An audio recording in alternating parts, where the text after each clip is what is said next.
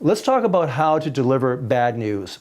This is inevitably something that you may have to do later today, maybe right after you watch this video. Maybe it's something that's coming up next week, or maybe it's something you think back, gee, Ralph, I wish I would have seen this yesterday before I went in and I delivered some bad news to my team or a client or a colleague. This is really an important skill, not only in leadership, but in life. Again, this is one of those things that is really the glue that binds and holds relationships together. So before I get into it, welcome. My name is Ralph Keeson. Thank you for watching. If you like what you see, we encourage you to subscribe or to like, and also feedback in terms of topics are always welcome. Okay, so let's get into this. How do you deliver bad news? Well, I'm going to give you an example where I've literally coached managers and supervisors on how to deliver bad news to an employee. Here's a situation. Someone has done something that is outside company policy, or perhaps they're not getting a raise, or in terms of their performance review, they're going to get a substandard rating because of something they've done in the past year.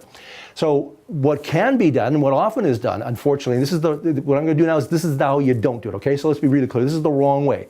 They'll start focusing on the person. They'll say, Jim, you know what? I'm really disappointed in you. You know, we talked about this in the last review at our last meeting, and I expected you to, and on they go, right? And now poor Jim or Susan or Sally, pick your favorite name, is starting to feel like they're just, you know, it's like it's a downpour on them, a downpour of negativity.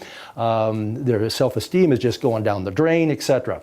So what you don't do is focus on the person, you focus on the behavior or the action.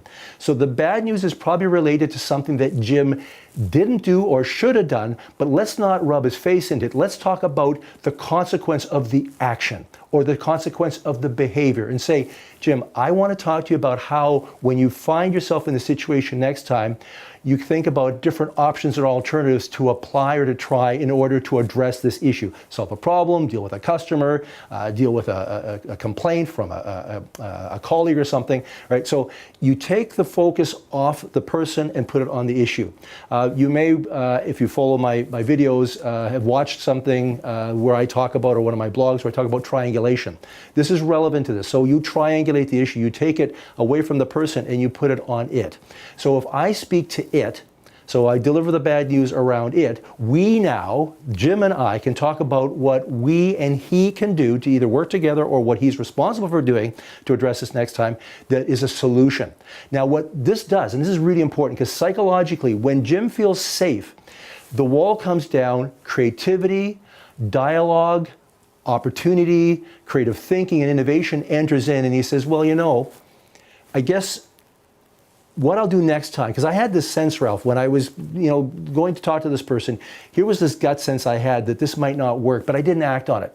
So maybe a lesson for Jim on this is that his intuition was telling him to pay attention to this, but he ignored it and moved right through it. So maybe the lesson for Jim is be more aware of your gut. Be more intuitive when you go into the meeting next time. And then I can also say, when you have to deliver bad news or deal with an issue with a client, Jim, let's use the same approach that I'm using with you with your customer.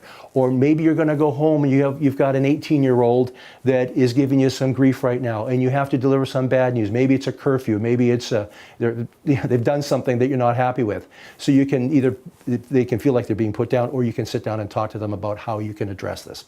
Anyway, I think you get the point here. So there's a couple of ideas of how to deliver bad news, whether it's an employee, a colleague, a customer, one of your kids, or a spouse. Again, this is something that you're probably not going to get right the first time. It requires repetition. You just get better at it the more you practice. But give it a try and change the emphasis from the individual to the issue, and then invite them in for a discussion. You'll see that makes a huge difference.